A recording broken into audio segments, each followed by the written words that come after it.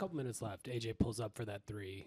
Giannis tips out an offense rebound. Gary misses the three. Miles grabs an offense rebound, then pitches it back to Giannis. Giannis misses but gets fouled. Is that the type of effort you guys are kind of talking about when you're looking for this team this year and how they're going to win games? Yeah, I mean, it's what we have to do. It's our whole parts that is what makes this team really good. And I thought the second half, just the effort defensively by everyone, starting with Ryan, guarding Brunson for most of the night, got tons of deflections, got his hands on the ball, got a couple of steals. Kuz, guarding Karl Anthony Towns. That's as good as you can get right there. Giannis and Miles just being able to patrol the basket.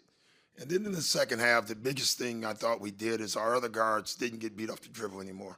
First half, they were just flying by us. The second half, we kept them out of the paint, and it allowed us to take away their threes, and it changed the game. 37, 8, and 7 for Giannis tonight. I guess you've been around him now for 2 years. Is this the best that you've ever seen him play? Yeah, yes, because the way he's playing, like it doesn't look like he's – what I love about Giannis right now, the numbers are just coming. It's not like he's searching for anything. He's not searching to score. He's not searching. He's just doing it all, and it's coming organically. And then at the end of the game, when you add everything up, you're like, wow, I didn't know he did that much. And that's the beautiful part of his game right now. On the other side, in the second half, to open the quarter with AJ getting his first shot, yeah, he makes three. How important was it for you to maybe set the tone with a play call to get him a shot? Yeah, it was important. That was the first thing at halftime. I looked at his, first of all, he was in foul trouble, struggling a little bit. And I told our coach, I said, I got to get AJ a shot. And so we ran the play. He got a shot, and that got him going.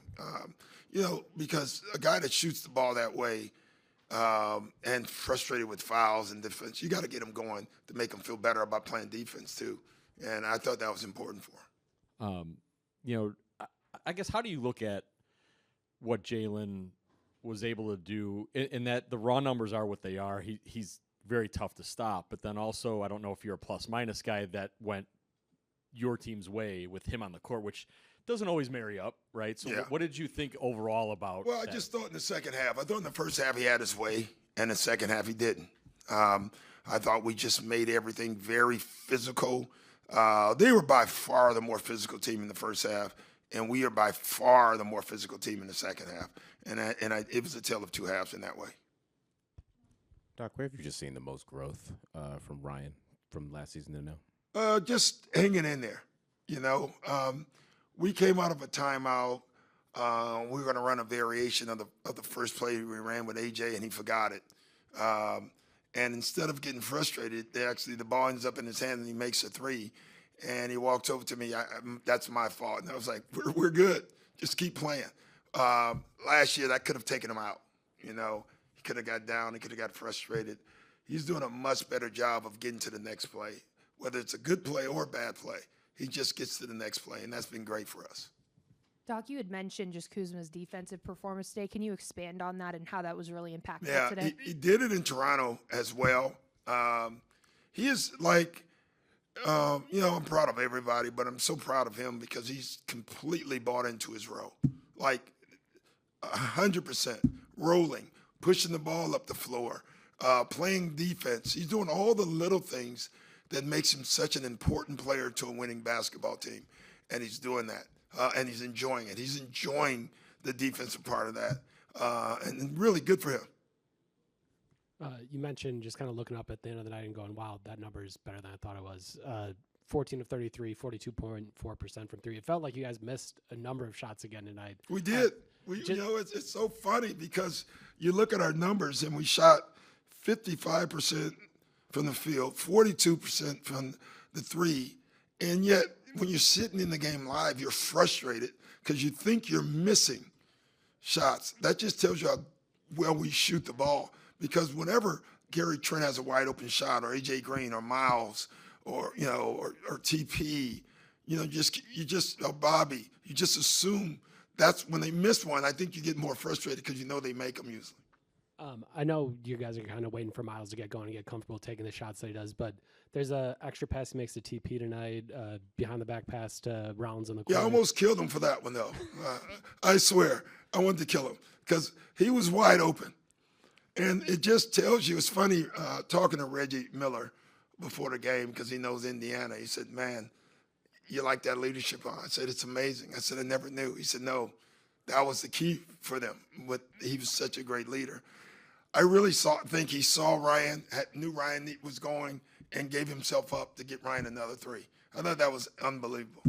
Once Ryan made the shot, I was happy again. But, yeah. You mentioned the shooting. There was a point where it was almost 60% from the field, like 50+ from three, 100% from free throw, and yet you were still trailing. Yeah. So halftime, we were shooting 3% and getting our butt kicked. So I guess what are you maybe not seeing? Because obviously offensively that can get going and snowball the right way, but defensively, when you're shooting like that, you would think it's a 15-point lead as opposed to being. But they were shooting better. So what are you seeing that's maybe not working yet? No, we just wasn't getting stops, and so if you can trade baskets, but you can still lose that game. All right. We also turned the ball over a bunch in the first half, so they had 8 more shots than us. But in the second half, we didn't turn the ball over. We defended them, and we kept playing the same offense. It's so funny. I thought their pace kind of wore us down a little bit, but we never stopped with our pace. And by the end of the game, it was our pace that was the factor. All right, guys. Okay, go ahead.